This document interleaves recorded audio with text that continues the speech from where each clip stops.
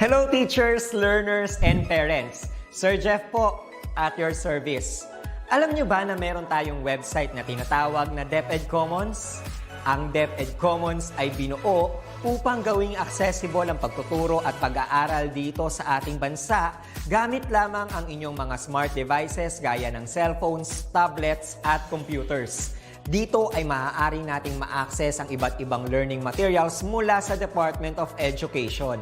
Meron itong mga interactive materials, electronic self-learning modules, at instructional video lessons mula sa DepEd TV na tiyak na makatutulong sa pag-aaral ng mga mag-aaral galing ka man sa public o private school.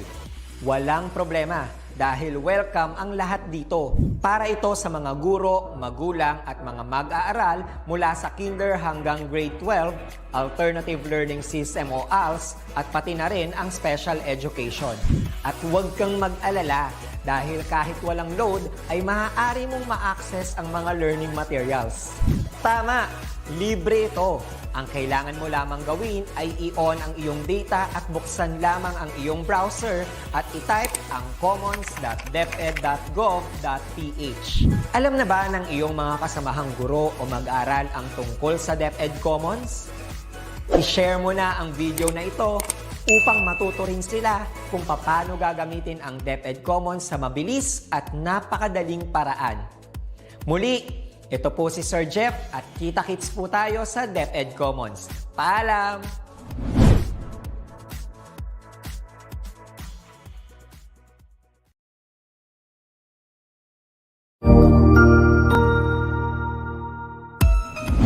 Mabuhay! Good day to all! I am your tutor Madge.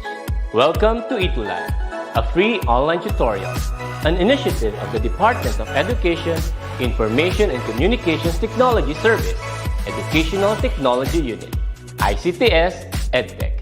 This program is aimed at helping and assisting learners from kindergarten, senior high school, ALS, Alive and SPED learners.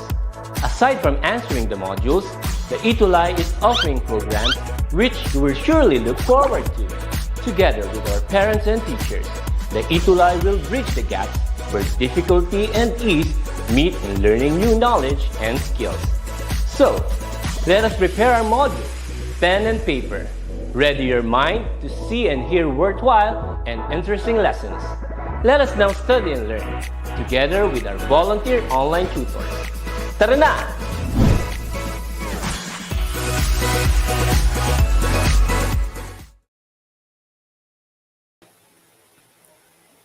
Good day, everyone! Welcome to another episode of DepEd ETUlay online tutorial. Once again, I'm Tutor Vandong.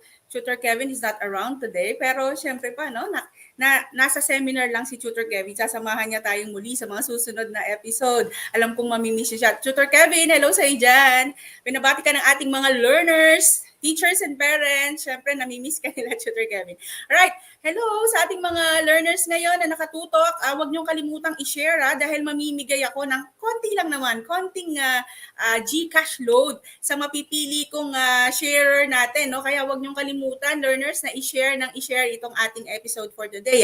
Dahil next week, i-announce ko yung winner nating magwawagi ng konting GCash load. Alright?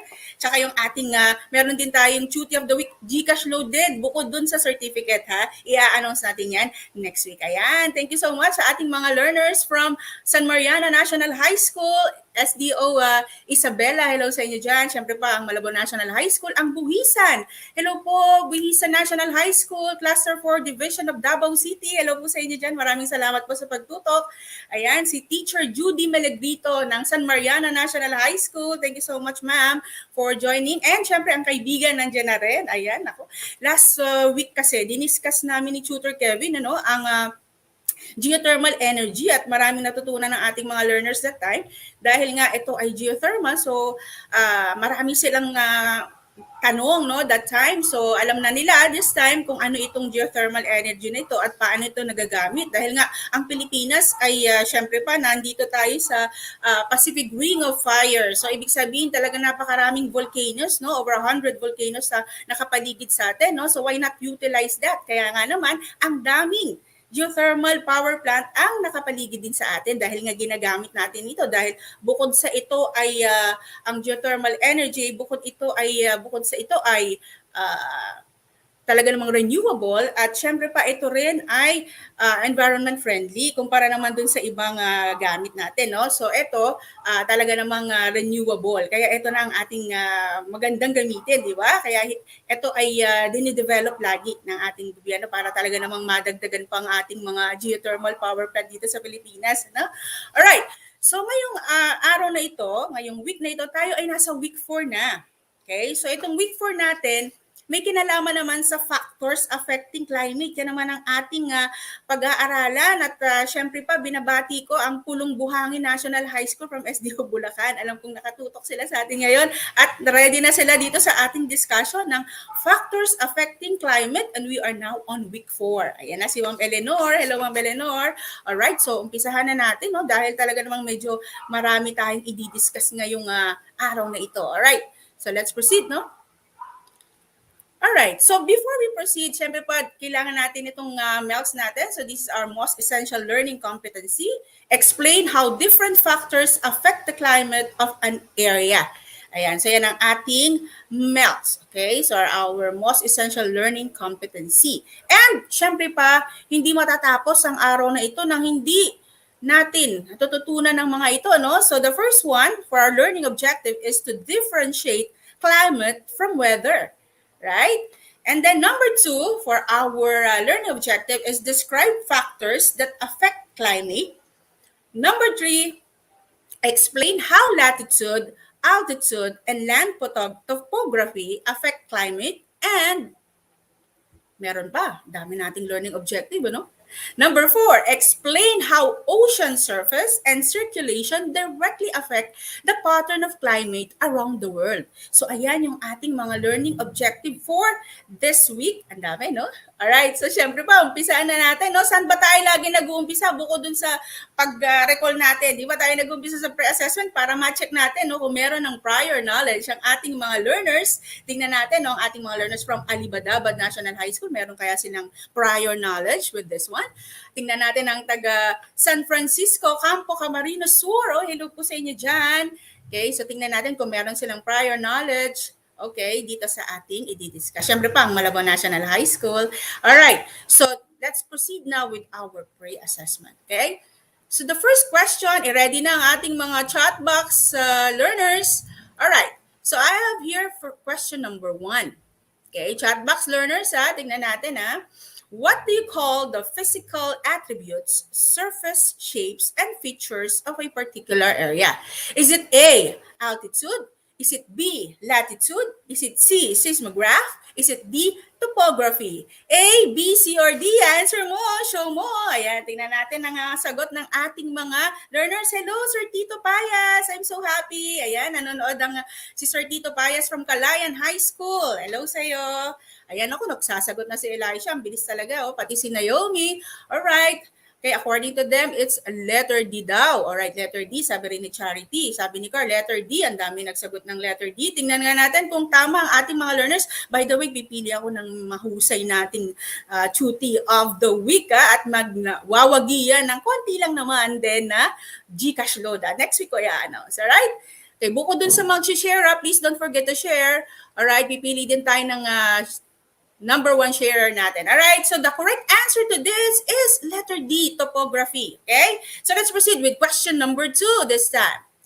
Alright, question number 2. How do oceans affect the climate of an area?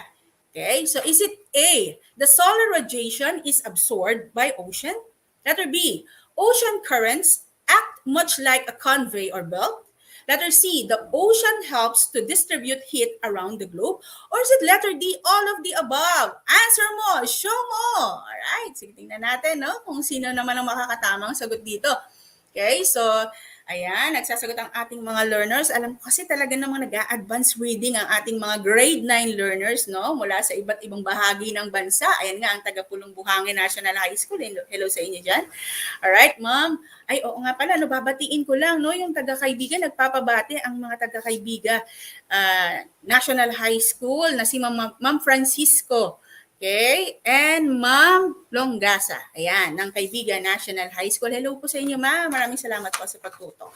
Alright, so the answer to question number 2 is definitely it's all of the above. Alright, so all those can affect the climate of an area. Right? So let's proceed now with question number 3. Learners, here's question number 3. Which are the basis of classifying the types of climate of an area? Yan. Tingnan natin ha. Is it A, air pollution, wind, and temperature? Is it B, precipitation, temperature, and wind? Is it letter C, topography, wind, and water cycle? Or is it D, water cycle, wind, and precipitation? Answer mo, show mo. Ayan, tingnan natin ang sagot ng ating mga learners dito sa question number 3. Alin kaya dyan ang basis, no? Alin nga ba? Sabi ni Rebecca, letter A. Okay, so nagsagot na si hello po, from San Mariano National High School, si Nicole. Alright. Ayan, sabi ni Charity Faye, it's A. Sabi ni Irish, letter C daw. Okay, so tingnan natin, no? Okay, so what should be the answer to this? So tingnan natin. Tingnan natin kung tama ba si Henschel Gan. Sabi ni Henschel, letter B daw. Alright, the correct answer. Tama si Henschel, no? Letter B, precipitation, temperature, and wind. Alright, so tingnan natin kung yung ibang learners natin. Learners, I am encouraging you to type your answers. So mag-participate kayo dahil doon ako pipili. Doon sa mga active natin na nagpa-participate at nagko-comment. Tinitingnan ko yung mga comment. Doon tayo pipili ng mananalo, no? Ng ating maliit lang na Gcash load, alright? At Cutie of the Week na pipiliin natin. Okay, so let's proceed with question number 4. Alright, during summer, many people visit Baguio, okay, because of the cold weather. What do you think makes Baguio cold? Ayan. So is it A, latitude? Is it B, altitude? Is it C, topography? Or D, distance from the ocean? Alright, answer mo, show mo. Ay nako, alam ko maraming makakasagot nito dahil alam ko namang marami nang nakarating sa Baguio. Diba? So tingnan natin ang mga sagot ng ating mga learners. Learners, sige lang, i-type lang natin ang mga sagot natin dyan sa ating comment section, ano? At huwag kalimutang i-share itong ating episode for today. Yes, thank you so much from Diamantina National High School, no? Hello sa inyo dyan. Okay, Santa Maria, Bulacan, Pulong Buhangin, si Antoinette. Alright, sabi ni Carl Nathan, letter C, sabi ni Marcel. Di sabi naman ni Rebecca, letter B daw. Okay, so tingnan natin, no, kung alin nga ba. Ano nga ba yung reason, no, kung bakit nga ba malamig sa Baguio? Okay? So, the correct answer to this, obviously, it's letter B, altitude. So, later malalaman nyo, no, we will go through this, yung topic natin, no? Malalaman nyo kung bakit nga ba altitude. Alright? So, let's proceed now with question number 5. Alright, question number 5, learners. Ito naman. Sa tingin nyo, why do mountain climbers bring thick jackets when they go up the mountain? Ano kayang reason? Bakit kailangan magdala ng mga thick jacket pag namumundok? Alright, letter A, the temperature increases as the altitude increases. Letter B, the temperature decreases as the altitude increases. Letter C, the altitude increases as the temperature increases. Or letter D, the altitude decreases as the temperature increases. Alright, answer mo. Show mo. And tingnan natin, learners. Okay, so tingnan natin ang mga sagot ng ating mga learners. Okay.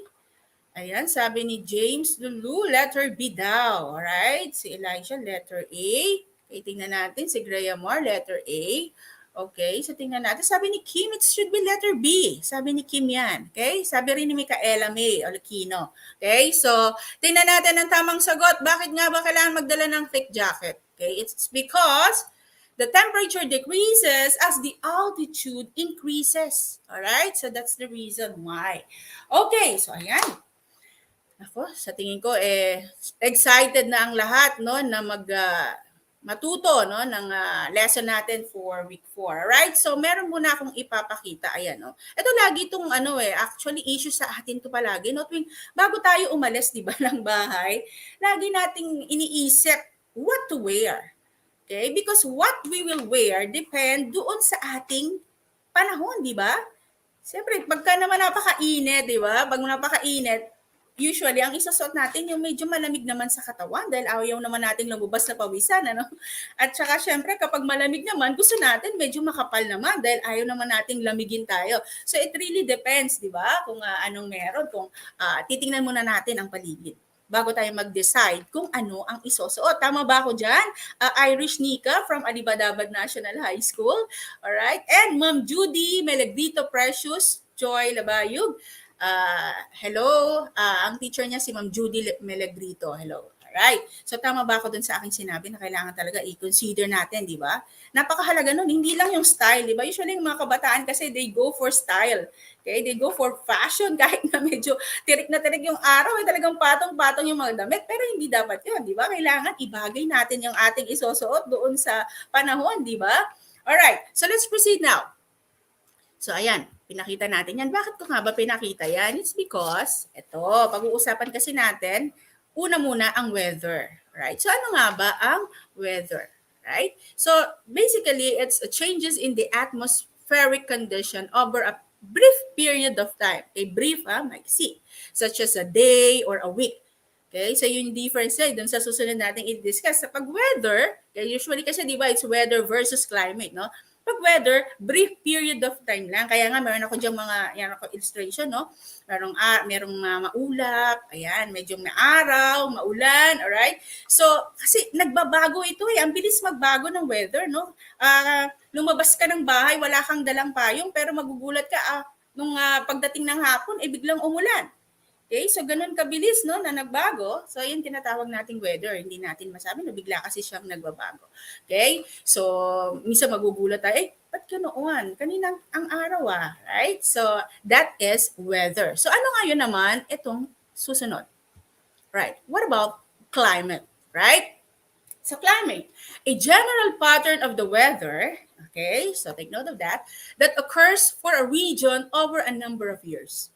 Okay, so ito medyo matagal naman, no? Medyo pinag-uusapan dito, tagal, di ba? So here in our country, dito sa Pilipinas, di ba, meron tayong dalawa lang eh. So we have this wet and dry season. Yung wet, sometimes we call it as rainy season. So wet and dry sa atin eh.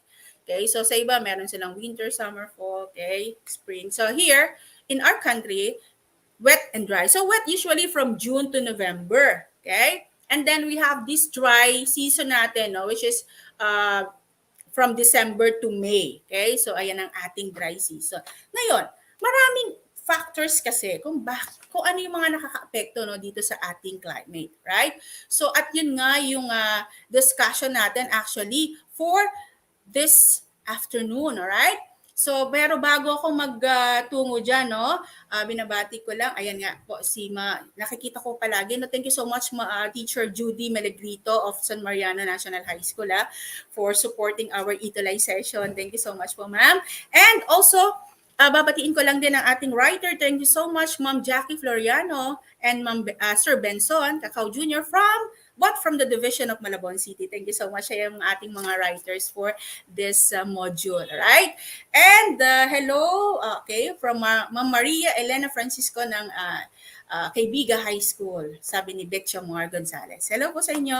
All right. So now, what you're seeing on your screen are the factors affecting climate. Okay, so the first one there, there is latitude, you have altitude, you have topography, ocean currents, and the distance to the bodies of water. So these are the factors affecting climate.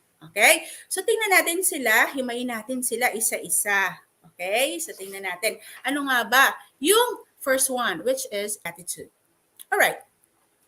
Ayan, so meron akong illustration dyan. When we talk about latitude, basically, it's a specific north to south grid positions on Earth.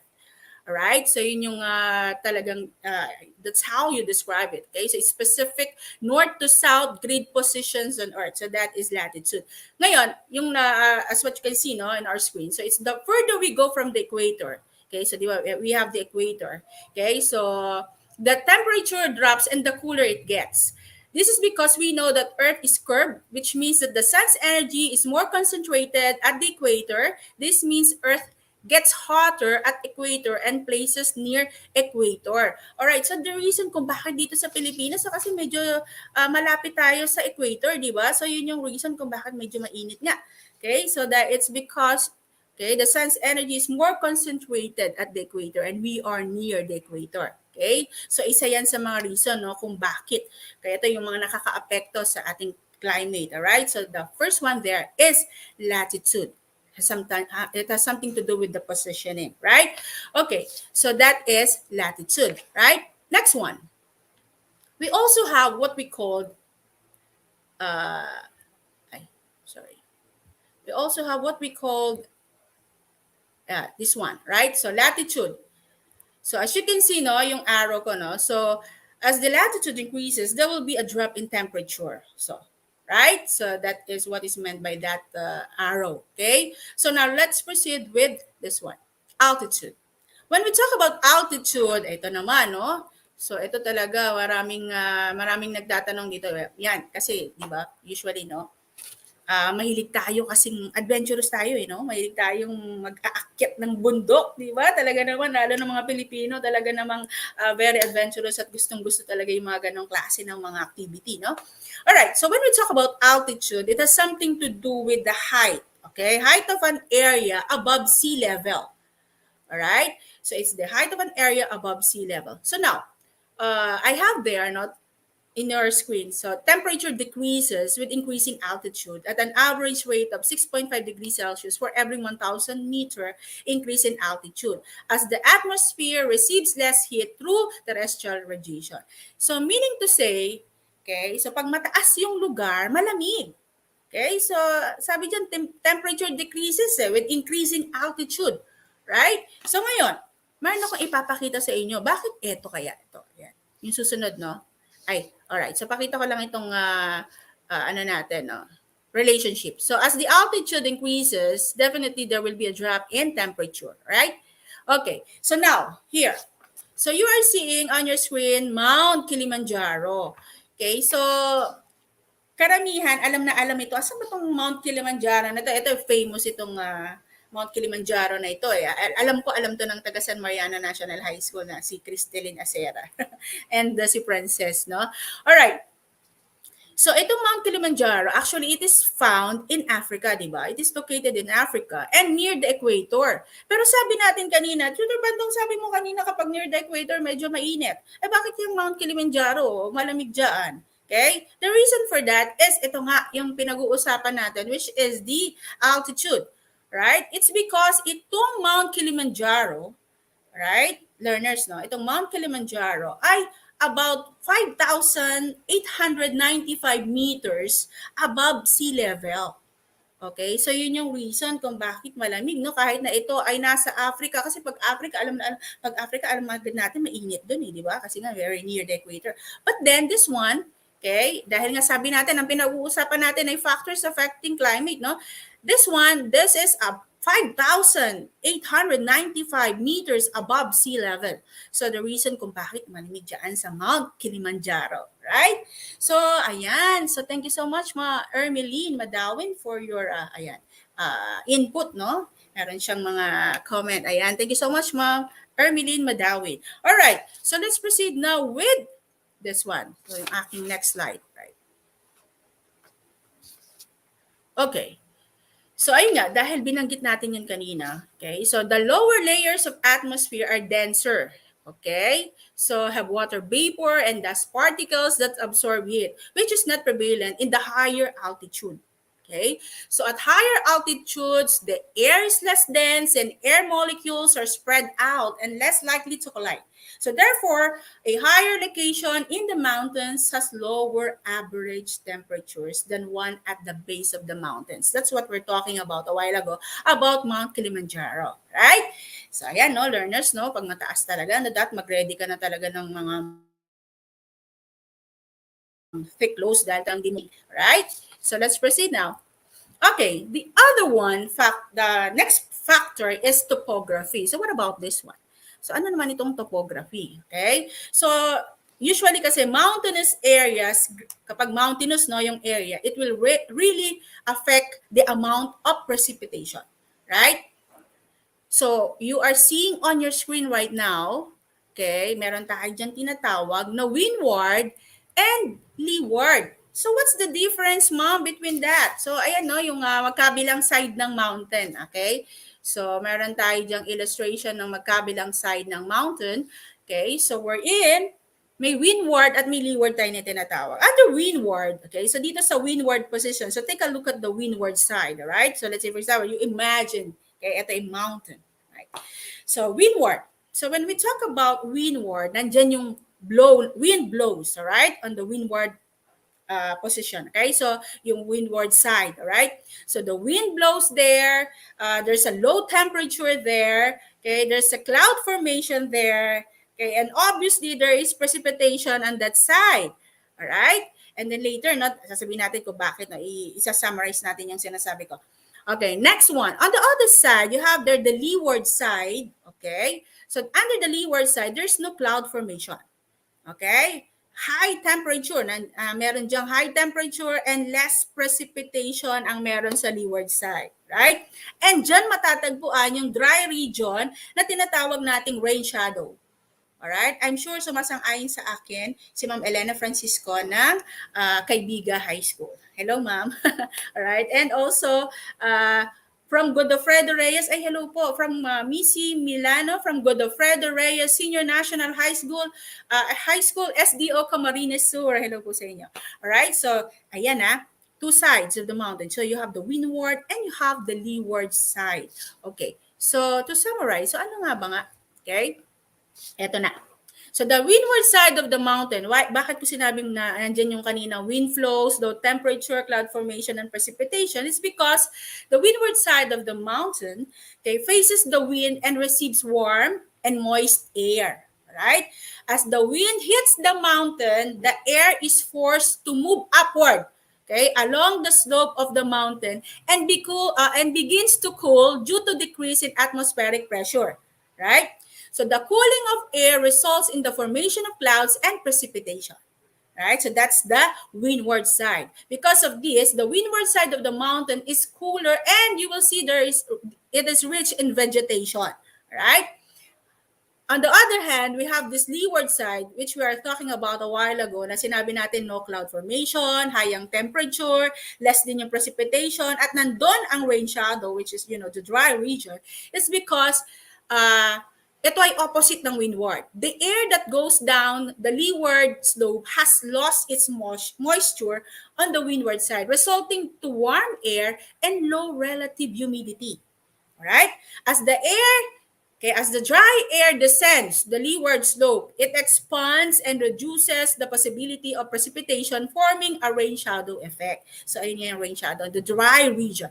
This side of the mountain is the driest place, all right? So, driest dito sa leeward side, okay? So, ayan ulitin natin So, you have the windward, wind blows, low temperature, you have cloud formation there, and there's precipitation. On the leeward side, there's no cloud formation, high ang temperature, less precipitation, and there is this what we call the dry area or the rain shadow or the dry region. Right? So ayun difference nitong windward and leeward side of the mountain. All right. So now, let's proceed kasi medyo madami-dami to no? Eto na. So what you are seeing on your screen right now, ito naman, so ay pang-apat na, no? So, distance to bodies of water. Okay? So, hello. Ayan na ang Ramon National High School. Nandito na sila sa atin at nakatutok na. Okay? Hello sa inyo dyan, Ramon National High School. Maraming salamat sa pagtutok. Alright? So, ano naman ang meron dito sa distance to bodies of water? Okay? So, oceans heat up slowly than land. Okay, so oceans heat up slowly than land. Therefore, coastal locations tend to be cooler on summer and warmer in winter. Alright, so ano natin dyan? It's because yung higher average precipitation Okay, so kesa doon sa land area. Alright, so that's the reason kung bakit ang ocean heats up slowly. Okay, than land, ang bagal, no? Hindi katulad sa land, madali, di ba? Ito, sa oceans, it heat up slowly compared to land. So therefore nga, ayan, nakalagay naman dyan, coastal locations tend to be cooler in summer, kumpara naman, okay, sa winter na talagang mas warm. Kung pag-isipin natin, ba't ganun ba? Warmer in winter, yes. Kasi nga, it heats up slowly. Alright? So, ayan yung isa natin na factor. Okay? So, let's proceed now. Ayan, hello po from Buhisan National High School, Trisha. Hello sa iyo. Right, don't forget to share this episode for ETUlay Week 4, right? So, let's now proceed with ocean currents. All right. So, when we talk about currents, right, ang mga factors yan, bakit ba nagkakaroon ng ocean currents? It's because of, there are these factors. You have wind, you have earthquake, di ba? Yung gravity. So, ayan, kaya meron tayong tinatawag ng mga ocean currents, alright? Or loops. Okay? So, makikita niyo may mga loops dyan, di ba? So, ocean currents are the continuous and directional movement of ocean, okay? Created by the wind friction, okay? Water density, Earth's rotation, solar energy, and gravity variation in different parts of the ocean. All right, so you will notice no, in our illustration, meron dyan, nakikita niya, no, yung ocean currents that flow away from the equator, warm water yon. Okay? Far away, flow away from the poles naman, carries cold water. Right? So, ulitin natin, ocean currents that flow away from the equator, warm water. So, as you can see there in the illustration. No? And also, ocean currents that flow away from the poles carry cold water. Right? And also, take note of this. Okay? So, yung current flows yung ng northern, it is clockwise. Okay? Yung loop, you will see the loop there, no? So, the current flows northern, it's clockwise. On the other hand, counterclockwise naman dun sa southern part. Okay, it is due to Coriolis effect. It's because of the Coriolis effect, right? So again, okay, so current flows northern, okay, clockwise, southern naman counterclockwise. It's because of the Coriolis effect. Right? And ocean currents that flow away from the poles at tandaan na carry cold water. At doon naman, away from the equator, ay ang kinikarry naman niya ay warm water. Alright? Okay? So, ayan, tingnan nga natin. Ako, nandiyan pa ba ang ating mga learners? Okay, so batiin ko lang ating mga learners. So, dahil medyo madami yung ating pinag-uusapan, medyo discuss, mapuno-puno tayo ng discussion ngayon no? Hello, ayan na ang mga taga Diamantina National High School. Hello po, okay? So, huwag kalimutan pong i-share San Mariana National High School. Siyempre pa, Malabon National High School, aking SDO Malabon. Kaibiga, ayan, thank you so much. Okay, so, ang Tala High School, thank you so much. Alright, so now let's proceed. Okay, naku, medyo mabilis yung oras no? Talaga na mga kulang na kulang sa atin to. Pero syempre pa, inano ko na yan Kumbaga, tinansya ko na kung paano natin i-deliver ang lesson ng sapat na sapat para sa inyong lahat. Alright, so now, nabanggit na natin yan, ulitin lang natin yung iba't iba, di ba? So nabanggit natin yung iba't ibang mga factors affecting climate. Tandaan natin, we have latitude, we have this altitude, right? And also we have this.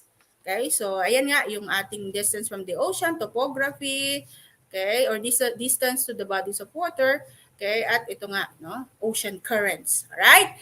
So, I hope marami kayong natutunan ngayon. Tingnan nga natin kasi mamimigay ako syempre pa, ng maraming, hindi pala marami, medyo konti lang naman na load. Next week yan, mga 3 yung pipiliin natin na magwawagi ng GCash load. Konti lang naman, right? Pag naka-perfect sa quiz natin ngayon. So, titingnan natin, pipili tayo ng makaka-perfect ngayon sa quiz. So, let us start our quiz for this week. Alright, so let us have question number 1. Comment section, i-ready na learners, I will choose 3, okay, learners who will have, or who will get, simple GCash load from me na syempre pa makaka-perfect ng ating quiz for today. Alright, so number 1. Which best describes the leeward side of a mountain? Alright, so learners, tingnan natin yan. You try to analyze the question. Okay, so i-ready ang comment section I will choose. Right, so A, the side of the mountain that experiences floods. Right, letter B, the side of the mountain that receives less precipitate. Letter C, the side of the mountain that receives more precipitate. Or letter D, the side of the mountain that receives more vegetation. Answer mo, show mo. Alright, tingnan natin ha. So, ang bibigyan ko ng, pipiliin ko 3, tapos yung perfect yung score ha. Alright, sabi ni Elisha, letter B. Sabi ni Graham Moore, letter B, ang bilis niya. Si Ma'am Eleanor talagang laging Ma'am Eleanor, thank you so much. Mula umpisa hanggang dulo talagang nanonood si Ma'am Eleanor at ang kanyang mga learners. Alright? Alright. Sabi ni Cueto, letter B. Sabi ni Arish, letter B daw. Okay, tingnan na natin kung tama nga ba ang sagot. Alright. Naku, mukhang mahihirapan akong pumili ng learners natin. No? Siguro randomly na lang. Hindi ako titingin. Gagawan ko ng spin yan. Okay? Para fair, no? Alright. So the correct answer to this is the side of the mountain that receives less precipitate. Yes, that's best described our leeward side of a mountain. Right? Kasi opposite ito, yung windward, yun naman ang medyo maraming precipitate. Alright? So let's proceed now with question number 2. Okay. What happens to the temperature as you go to the top of a mountain? Learners, ready? All right. Is it A, does not change? B, temperature increases? C, temperature decreases? Or letter D, temperature goes up and down? Okay, so learners, answer mo, show mo. Tignan natin, no? Dahil kailangan ko makita yung score, maglalagay kayo ng score mamaya eh. 5/5 dapat yan. Doon na ako pipili, ah. Alright, sabi ni Graham Moore, letter C. Okay, sabi ni Ma'am Eleanor, letter C. Cueto, letter D, Ma'am. Elena Francisco, letter C. Hello, Ma'am Elena. Alright, letter B. Sabi ni Riza. Sabi ni Kim, letter C. Alright, si Graham Moore, letter C. Mary Joy, letter C. And what is our correct answer to this? Obviously, okay? What happens to the temperature as you go to the top of the mountain? Alam natin yan, di ba? The temperature decreases, di ba? Habang ikaw ay umaakyat ng, di ba, ng bundok, na ang temperatura ay nababawasan o nagde-decrease. Alright? Okay, so letter C, ang dami na naman nakatama. Okay, good. Very good, learners. Alright, let's proceed now with question number 3. Learners, ready? Land heats and cools faster than the sea. Therefore, coastal areas have a lower temperature range than those inland. Which factor affects the temperature of an area? A, winds, B, altitude, C, distance from the sea, or D, elevation from the sea.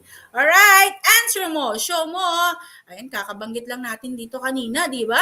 So ano nga ba ang tamang sagot sa question number 3, learners?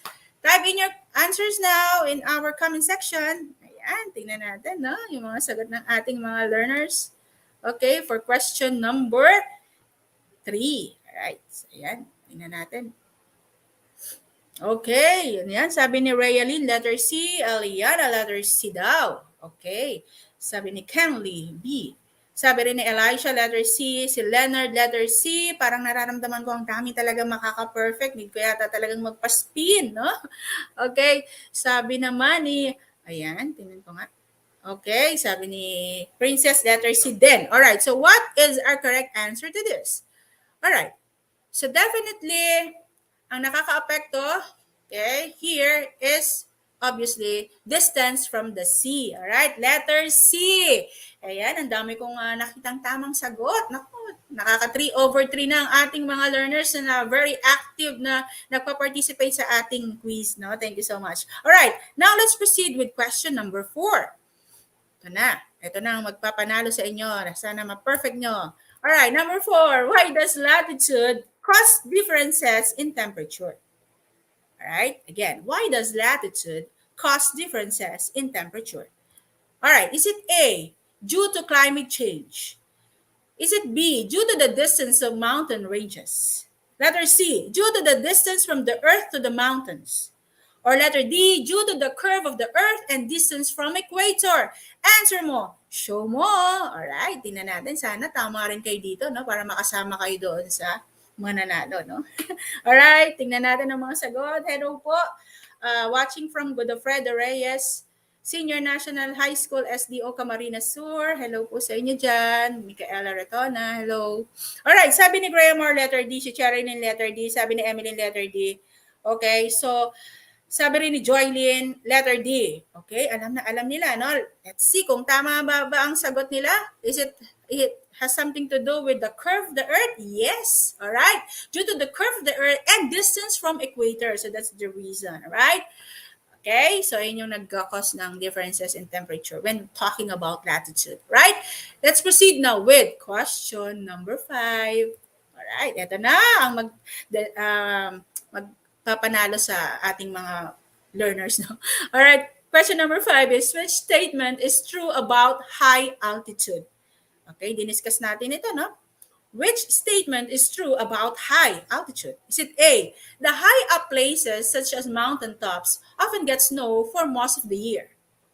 B, altitude affects climate and that the higher up you get, the more the temperature drops. Letter C, altitude affects climate and that the higher up you get, the more the temperature increases. Or is it letter D, both A and B? Answer mo, show mo, learners. All right.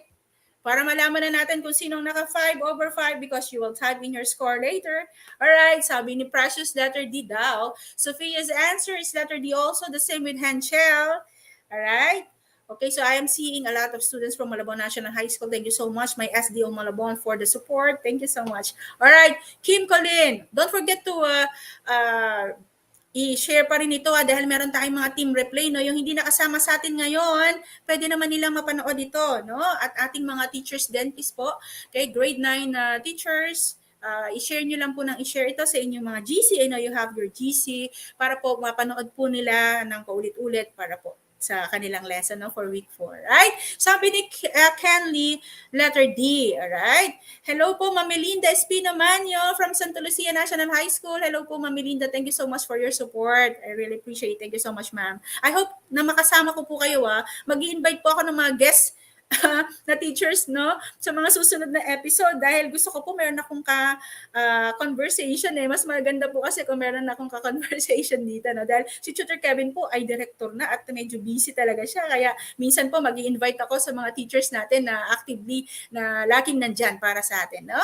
Ayan. So what is the correct answer to this para manalaman na natin ang score ng ating mga learners? Alright, you are correct. Letter D, both A and B, and that is the high up places such as mountaintops often get snow for the most of the year, and the other one is altitude affects climate, and that the higher up you get, the more the temperature drops. Alright? Now, tingnan natin ang score ng ating mga learners. Diyan ako pipili, no? Ako team replay din Tumitingin ako diyan sa mga nagsasagot. Okay? So, kung 5/5, go! Pakitype! 5/5. Okay lang yung 4/5, pero yung 5/5, nako, maghintay lang kayo. Meron kayong reward. Sa susunod na linggo, i-announce ko ang mananalo. Bibigyan nyo sa akin na inyong GCash number. Meron kayong kaunting pang-load, learners. Alright? Ang gagaling ng ating mga learners. Thank you so much, Ma'am Elena. Okay? Dahil po yan sa ating mga teachers din na talaga na mga nakasubaybay sa atin. Alright? Wow, very good na learners. Talaga namang perfect ang kanilang mga score. Pipili ako sa inyo, ha? At abangan nyo ako sa susunod na linggo ulit. Huwag kayong makakalimot. Okay? So, bago tayo mag-end, of course, hindi tayo mag-end nang wala akong iniiwan sa inyong words to ponder, right? So, here, wherever you go, no matter what the weather, always bring your own sunshine. Wow, ang ganda naman. That is from Anthony J.D. Angelo. Okay? So, ang ganda ng ating words to ponder, no? Ano bang ibig sabihin niya? Words to ponder natin. Na kahit ano daw, no? Ano ang weather na nandyan, right? Lagi nating bit-bit. Kung ano man yan. Kasi minsan hindi naman laging masaya di ba? Pero hindi dapat gano'n. Kailangan daw, lagi daw nating dala yung ating ngiti sa ating mga labi, no? Yun ang mahalaga. Okay? Na kahit ano man yan, maaraw, maulan, okay? Sa buhay natin, kumpara natin, no? Minsan maaraw talaga, di ba? Meron tayong mga pinagdadaanan, minsan masaya tayo, minsan malungkot. Okay? Pero, lagi nating tandaan na mahalaga pa rin. Okay? Na kung ano man yan, magbitbit tayo, di ba? Kasi nakakahawa yun, no? Dali natin yung ating liwanag. Kailangan kakitaan tayo ng liwanag sa ating mga mukha para mahawa yung ating mga kaibigan na may mga pinagdadaanan o yung mga kung sino man ating mga kasalamuha. Alright? So, ganun kahalaga yan. Wherever you go, no matter what the weather, always bring your own sunshine. Alright? Oh, hello, Ma'am Sherry and Lim. Love you. Thank you so much for your support from SDO Malabon, Ma'am Sherry and Lim. Alright? Ayan, naku, ito na nga, sinasabi ko na, natapos na naman tayo, no? Thank you so much mula po sa aking kapartner na si Tutor Kevin na nasa seminar ngayon. Lagi niyo po akong sasamahan from 2:20 to 3 o'clock in the afternoon. Every Monday yan. Okay? Dito lang po sa DepEd ETUlay. At kung kayo po ay may mga tanong, okay? Huwag niyo pong kalimutan na mag-type lang po, no? Gamit ito po yung ating edtech@deped.gov.ph. Ayan, dyan po kayo maglagay ng comments and suggestions. Alright? And syempre pa, susunod na po sila Tutor Rainier at Tutor Icha ng Grade 10 Science. Ayan naman po, mga grade 10 naman ang magre-ready. Maraming salamat learners, teachers, and parents sa pagtutok ngayong araw. Maraming salamat. Ako po ay tuwang-tuwa at kayo ay actively na nagpa-participate sa akin. Maraming salamat, Ma'am Melinda Manyo. Thank you so much po sa inyo. Thank you learners, teachers, and parents. Sa susunod pong muli. Paalam!